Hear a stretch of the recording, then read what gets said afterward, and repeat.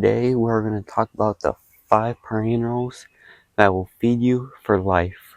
Alright, so number 1 on this list is strawberries. As you can see, they are starting to flower a little bit, but remember you probably will have to, for the first time it flowers, to trim off the flower to encourage bigger, sweeter fruits. But it's a lot better, in my opinion, than the strawberries that you will get and find in the grocery store. But remember, when you do plant strawberries, you do not want to bury the crown, just because if you do, you will unfortunately kill your plant when you do that. So just a tip.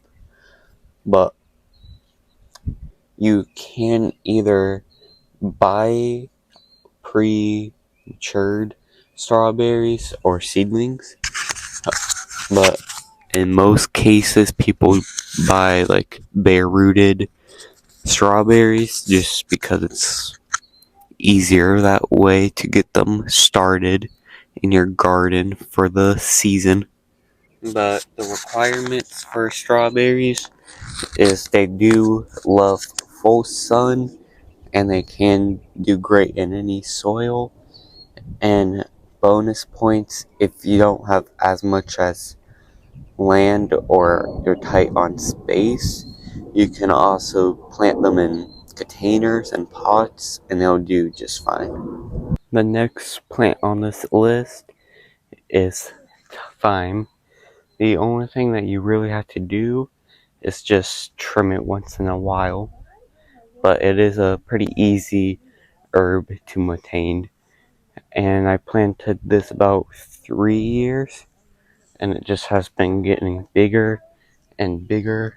But yeah, it's pretty easy to grow. Another bonus point about the thyme is once it starts to flower, as you can see, it's already starting to in early spring, but it will be a great thing for the bees and pollinators once the garden is complete. Next on this list, unfortunately, I do not have it in my garden yet, but it is asparagus. Asparagus is probably the most easiest vegetable that will produce for you for a long time, but it's pretty easy to grow as well as strawberries.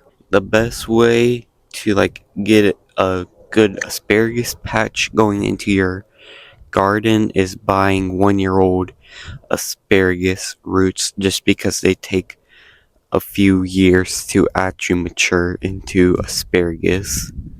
But when you plant your asparagus, you want to do 12 inches wide and 6 inches deep, enough for the roots to get established. Another tip about asparagus: they can be male or female. The way to find it is the males will produce more, and then the females will mainly produce and focus on the seeds.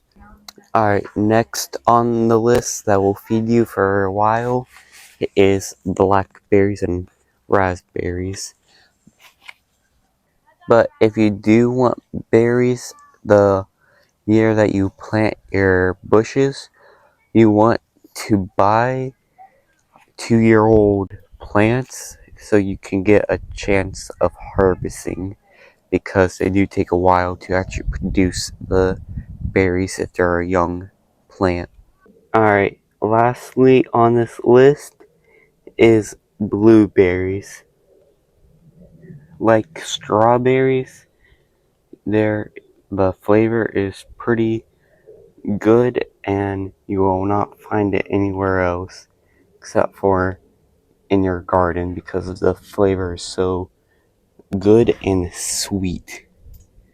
But I believe once you plant a blueberry bush I think depending on the species of the plant as well, it can last up to 50 years of fruits.